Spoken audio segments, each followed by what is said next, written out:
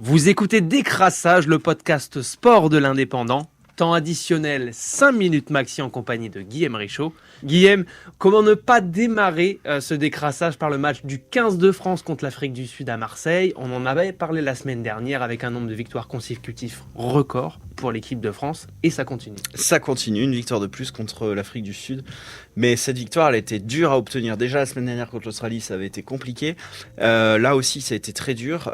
C'est bien de voir cette équipe de France qui gagne dans la difficulté face à des grosses équipes. Sous le mandat de Fabien Galtier, les Français avaient battu tous les gros, sauf l'Afrique du Sud qui n'avait pas joué. Cette fois, ils les ont joués et ils ont gagné. Alors, un match... grosse intensité. Ouais, très grosse intensité. Certains parleront de violence. J'irai pas jusque-là parce que je crois pas que ça n'ait dépassé les limites du jeu. À chaque fois que ça a dépassé, il y a eu des cartons. Il y a d'ailleurs 2 cartons rouges. Les 2 fois, c'est des fautes qui méritent carton rouge.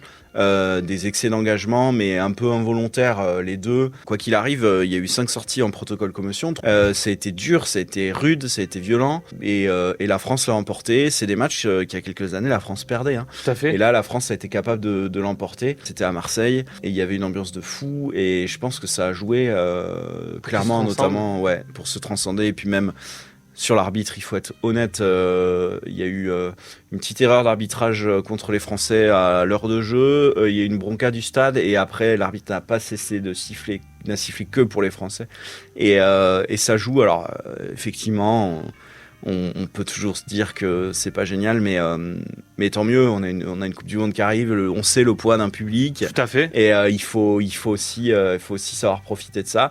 Et puis surtout, les Français n'ont pas volé leur victoire. Hein. Et c'est bien de les voir gagner.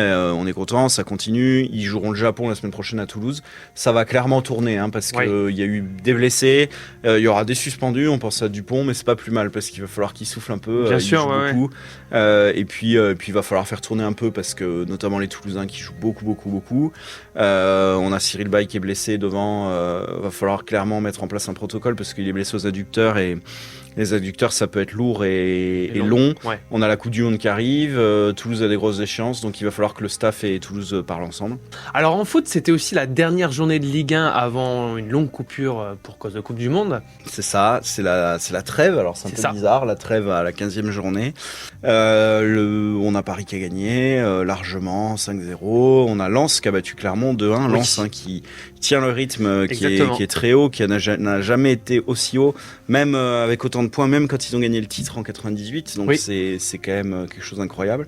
On a Rennes qui a gagné, on a Marseille qui a gagné dans un match un peu fou encore. À l'arraché, dimanche soir contre Monaco 3-2.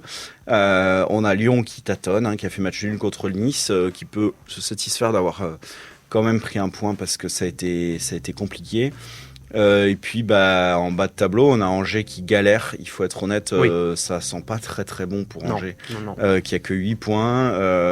Après c'est un peu serré entre les autres, mais Strasbourg, Ajaccio, Auxerre, Brest, même Nantes, c'est compliqué. Puis on va attendre cette Coupe du Monde. Et surtout ce qu'on peut dire aussi sur tous nos internationaux de Ligue 1, il n'y a pas eu de blessure de dernière minute, notamment pour Mbappé qui a marqué avec Paris, Kimpembe qui a repris, Guendouzi qui était plutôt opérationnel hier soir et Verretou même buteur. Pas de blessure et tant mieux. Alors on va terminer avec de la Formule 1 et le Grand Prix du Brésil avec un vainqueur surprenant. Un vainqueur inattendu, surprenant, c'est George Russell. Alors sur une Mercedes, on connaît Russell, il avait fait des bonnes saisons précédemment, là il est arrivé chez Mercedes cette année, il gagne au Brésil devant Lewis Hamilton.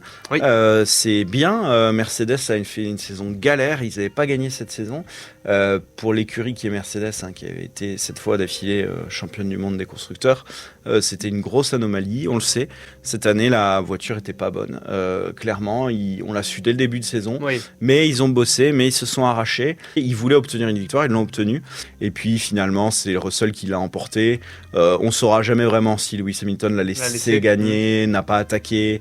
On notera en revanche au niveau de Red Bull un scénario un peu bizarre puisque Verstappen est champion, Sergio Pérez son coéquipier joue à 2e place du championnat et en toute fin de Grand Prix l'écurie a demandé à Verstappen qui était une place devant de Pérez de le laisser passer et Verstappen a refusé avec des mots assez durs à la radio, donc on ne sait pas bien ce qui s'est passé, on ne sait pas bien à quoi c'est lié, mais clairement ça risque de mettre une sacrée ambiance dans l'équipe pour le dernier Grand Prix, mais surtout la saison prochaine tout à fait. Verstappen aura sans doute besoin de Pérez, notamment si Mercedes revient en forme.